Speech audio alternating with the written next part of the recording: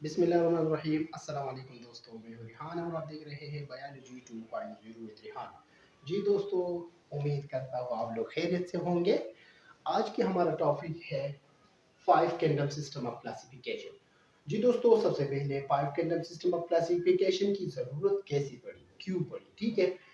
जब two kingdom system of classification में कुछ खामियां आ गई, कुछ लिमिटेशन आ गई, जिसकी वजह से रॉबर्ट ओटेकर और इसके साथ कुछ और भी साइंटिस्ट है जिन्होंने five kingdom system of classification बना दिया, ठीक है दोस्तों। अब five kingdom system of classification सबसे पहले किसने बनाया था? Five kingdom system of classification को सबसे पहले रॉबर्ट ओटेकर ने बनाया था, ठीक है।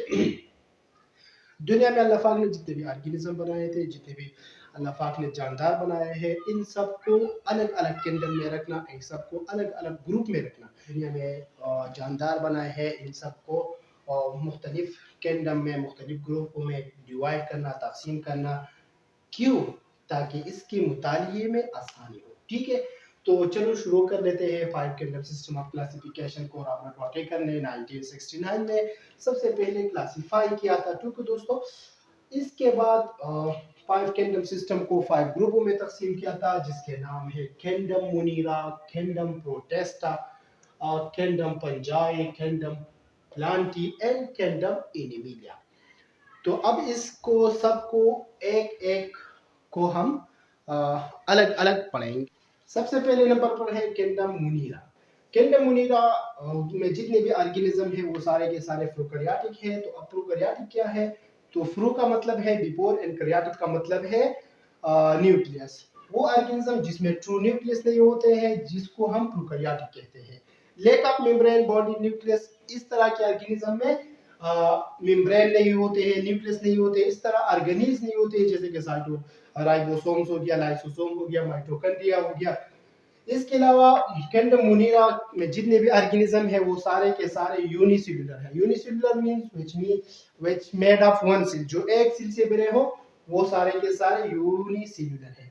इसके अलावा किंगडम मुनीरा का जो सिलवाल है वो म्यूरेन से बना है। अब म्यूरेन शुगर प्लस अमीनो एसिड को म्यूरेन कहते हैं, ठीक है। किंगडम मुनीरा में डिवीजन बाइनरी पिजन की तरीके से होते हैं, चूंकि इसमें माइटोसिस और मियासिस नहीं होते हैं, ठीक है दोस्तों। इसकी एग्जांपल है बैक्टीरिया एंड सियानोबैक्टीरिया। जी दोस्तों, दूसरे नंबर पर है किंगडम प्रोटिस्टा। किंगडम प्रोटिस्टा मुश्तमिल है, जितने भी ऑर्गेनिज्म है वो सारे के सारे यूकैरियोटिक है। अब यूकैरियोटिक क्या है? तो यू का मतलब है ट्रू, करियान का मतलब है न्यूक्लियस।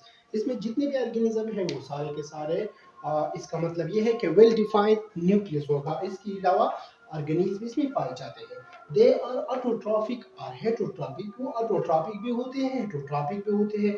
कुछ ऑर्गेनिज्म ऑटोट्रॉफिक होते हैं, अपना खुराक खुद तैयार कर सकते हैं।